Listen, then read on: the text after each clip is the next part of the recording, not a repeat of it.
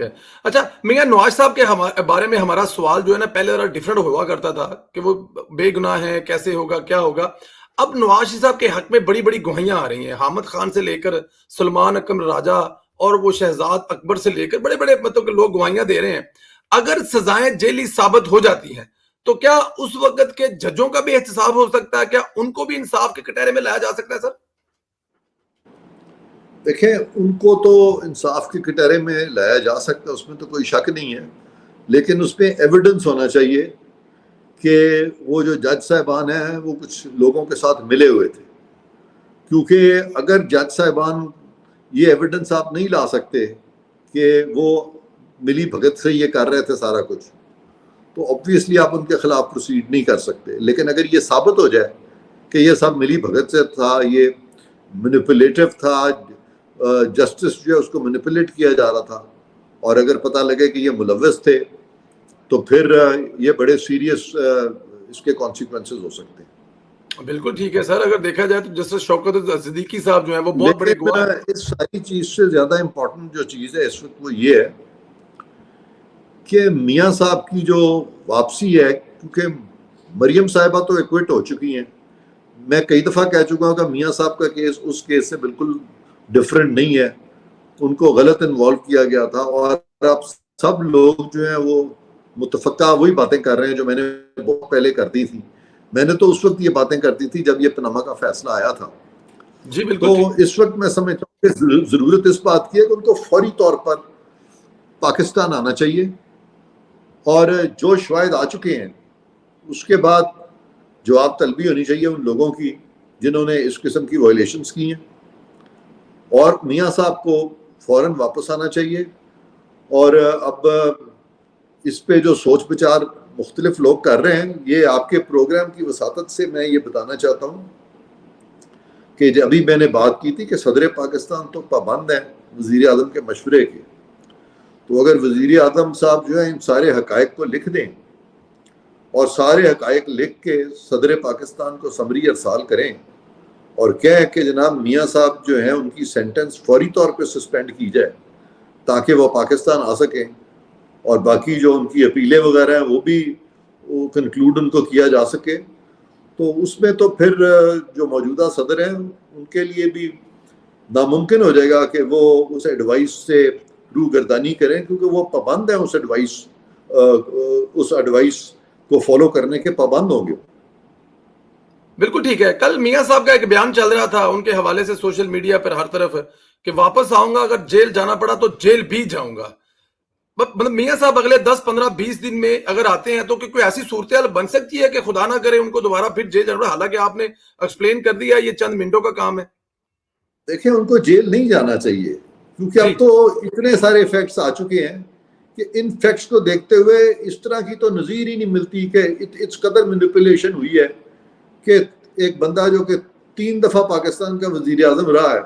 اس کو تیسری دفعہ ایک اس طریقے سے نکالا گیا، اس بھونڈے طریقے سے، اور سارے شواہد بھی آ گئے ہیں۔ تو یہ تو صدر پہ لازم ہے کہ فوری طور پہ وہ جس طرح ہی ان کے نوٹس میں وزیر اعظم صاحب ان کو ایڈوائز کریں، وہ فوراً ان کی سزا جو ہے وہ آرٹیکل 45 میں معطل کریں، فوراً معطل کریں، اور باقی جو مقدمات جو پینڈنگ ہیں وہ پھر اپنے منطقی انجام کو پہنچیں۔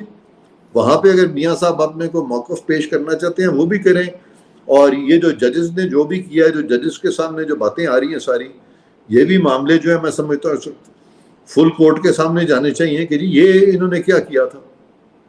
بالکل ٹھیک ہے سر، ایک معصومانہ سا سوال ہے، بہت ہی معصومانہ سا، مطلب آپ کیونکہ اب آپ حصہ بھی ہیں اس سسٹم کا یا گورنمنٹ کا، جو بھی آپ نے بتایا ابھی کہ کون کون سے حصے سر، اب 1 مہینہ اس حکومت کے پاس رہ گیا ہے۔ ابھی پچھلے دنوں بڑے ڈھیر سارے جو ہیں وہ سائن کیے ہیں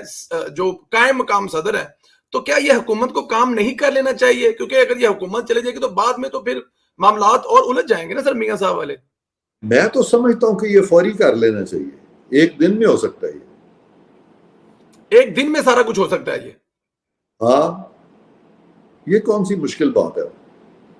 چلے جی، پھر یہ جو آپ نے ابھی کہا ہے یہ کچھ 15-20 سیکنڈ کا کلپ نا، اس کو ٹیگ کر کے میاں صاحب، مریم اور شہباز صاحب سے ریکویسٹ۔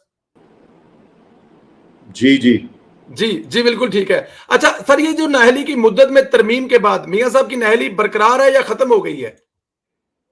नाअहली खत्म हो चुकी है उनकी, उस पर भी कानून आ गया हुआ है, वो भी कानून आ गया है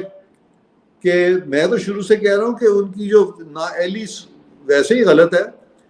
लेकिन अब तो कानून भी आ गया है कि वो अगर कोई नाअहली थी भी तो 5 साल से ज़्यादा मुद्दत तक नहीं रह सकती, तो उसके बाद तो वो नाअहल भी नहीं है और उनकी जो केसेस भी उनके वो भी अया हो गए हैं, और फिर अगर वो उनकी सेंटेंस जो है फौरी तौर पे सस्पेंड कर दी जाती है, वजीर आजम का मशवरा जो है उसको तो सदर रद्द कर ही नहीं सकता आइन में, और यहाँ पे तो इतनी ठोस वजूहात हैं कि उससे तो किसी तरह से भी सदर पाकिस्तान के पास कोई रास्ता ही नहीं है मासूआ इसके कि वजीर आजम का मशवरा फौरी तौर पे उस पर अमल दरामद करें। बिल्कुल ठीक, बिल्कुल फौरी दरामद करें, और ये चीजें होनी चाहिए, बड़ी जल्दी होनी चाहिए, जैसे आप बता रहे हैं कि वक्त गुजरता जाएगा, बाद में जो चीजें होंगी वो। But sir, Hamza Shahbaz case में आप वकील भी थे, इस वक्त कानून बकायदा रीराइट किया गया था, वो जो जिन्होंने किया है, क्या कभी उन पर भी पूछ सकते हैं उन जजों को? बंदयाल साहब भी उसमें भी शामिल थे? नहीं, उनको पूछा जाएगा, उनको अच्छा पूछा जाएगा, क्योंकि उनके अपने जजेस ने कह दिया है, 2 जजेस ने कह दिया है कि ये कॉन्स्टिट्यूशन को रीराइट किया गया है। मैं समझता हूं कि सिर्फ कॉन्स्टिट्यूशन को रीराइट नहीं किया गया, बल्कि एक लेजिटिमेट गवर्नमेंट को ओवरथ्रो किया गया है, और हुकूमत को इस तरह से गिरा देना तो मुतरादिफ है आइन को ओवरथ्रो करने के, और ये इसमें तो आर्टिकल 6 जो है वो भी इन्वोक होता है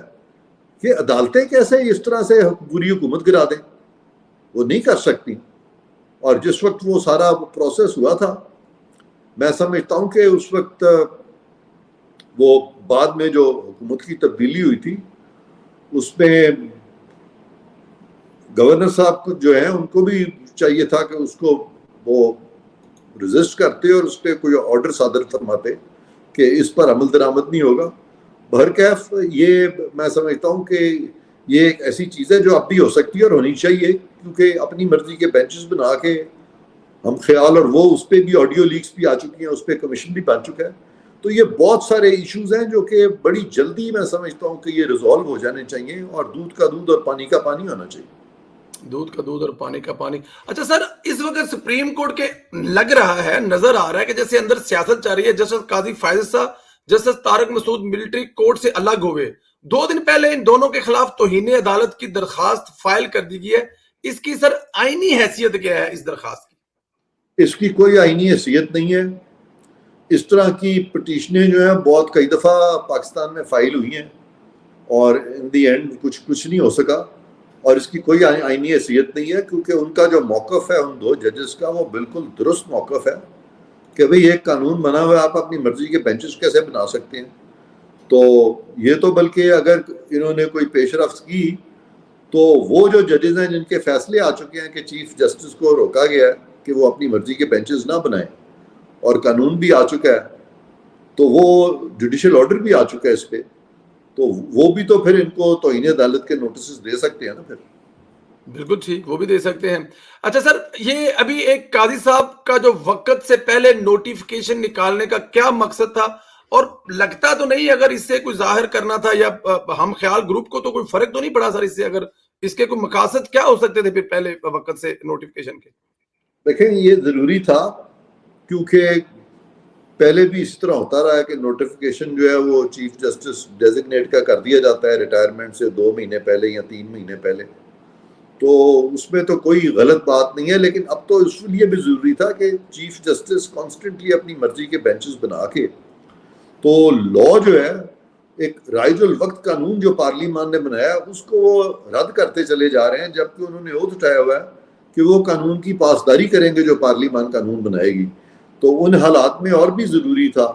कि ये जस्टिस फायज ईसा को नोटिफाई कर दिया जाता, जो कि कर दिया गया। बिल्कुल ठीक सर। जस्टिस मुज़ाहिर नकवी के खिलाफ एक रेफरेंस पड़ा हुआ है जो जस्टिस तारक मसूद के पास गया हुआ है। क्या बंदयाल साहब की रिटायरमेंट के बाद काजी साहब इसको टेकअप कर सकते हैं? आपको नजर आता है कि उसके बाद ये चीजें शुरू हो जाएंगी डेफिनेट, जो अभी बंदयाल साहब नहीं कर रहे, जो करनी चाहिए?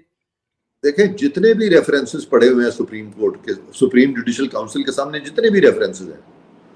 खा वो मुख्तलिफ जजेस के खिलाफ हैं, वो सारे के सारे रद्दी की टोकरी में नहीं फेंके जा सकते, बल्कि जिस तरतीब से वो रेफरेंसेस फाइल हुए हैं اسی ترتیب سے سپریم جوڈیشل کاؤنسل کو وہ سننا پڑے گا، اور جو جج صاحبان سپریم جوڈیشل کاؤنسل کا حصہ ہیں اگر ان کے خلاف کوئی ریفرنس آتا ہے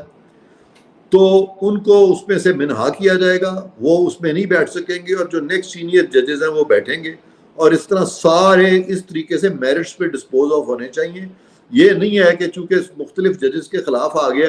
تو سارے جو ہے اب آرام سے اس کو کہیں جی ہم اس پہ چشم پوشی